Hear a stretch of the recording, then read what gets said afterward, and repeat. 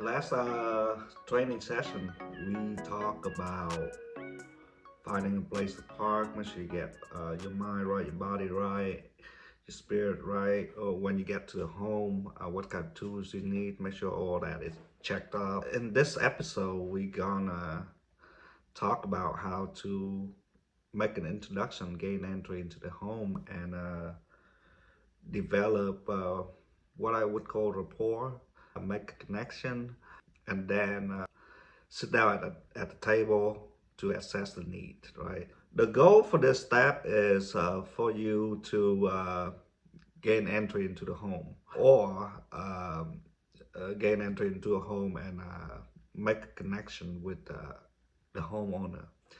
So for exterior guy, it's kind of hard for uh, for us to just walk into the front door, right?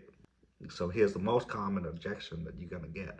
Most people will come out there and take you out to the back deck, right? What I like to do is, I'm like, sure, I'll go back there with you, and then we'll go back there, and then I do some quick measurement, and then I would ask them, hey, is there any chance we can sit down and discuss a little bit. I have a lot of things to show you, and I feel like sitting down somewhere would be a better spot for you to show you some of the stuff that we've done, some of the design that we've done, some of the material that I have. That makes sense.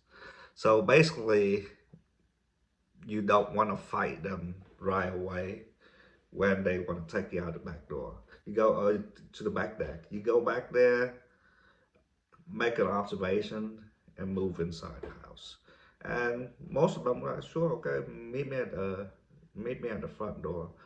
So once you're inside the door, you have to make a connection with them.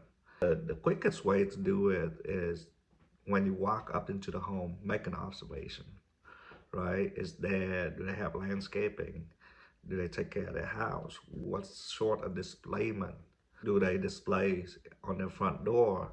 For our city, a lot of people put their sport team on there, their alma mater sport team, college football. So then you can take that and then make a conversation off of that. Or if you see something else interesting, what I don't like to do is pay an empty compliment, right? Oh, it's such a nice house. Oh, it's such a nice car. You want to find something personal to them, make a connection to that, right? So the framework that I like to use is so here how this go. You knock on the door, right? People come out, shake their hand. Hey, this is Lorna from Deck Row here for the appointment, right? And then just pretend like you go inside the house. Some of them you will never be able to get this. They will come out before you knock on the door like, you know what, let's just walk out the backyard. It's okay. Walk with them to the backyard. And then from the backyard, you can either ask for water or just tell them that you need a couple minutes to go inside and sit down and talk to them. So, but the goal is get inside, right? You want to make a connection with people, and the way we do that is HELO, HELO. That means home, extracurricular activity, life, and then occupation. For home, you can ask them, how long have you lived here? What improvement have you done to their home? How plan you plan on staying here? Where did you live before that? Are you guys from in town or out of town? An extracurricular activity, what you like to do for fun? What kind of activity? In the time you have, what do you like to do to unwind? And how do you spend time with your wife? Vice versa. So that's extracurricular activity. And for life, you can talk about children. You can talk about, family. How did they meet? Do you have any children? Where they go to school? Are they in college? What kind of major are they in?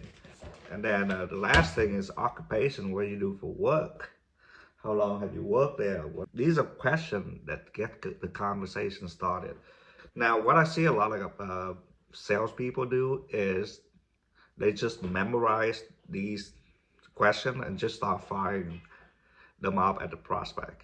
You know, you do not want to do that. You want to trap the conversation. You want to dig a little bit deeper. You know, you want to make it conversational. So here's how that go. So let's talk about work. Hey, you know, what do you do for work? Yeah, I'm a doctor at so. Oh, a doctor at so. For how long have you worked there?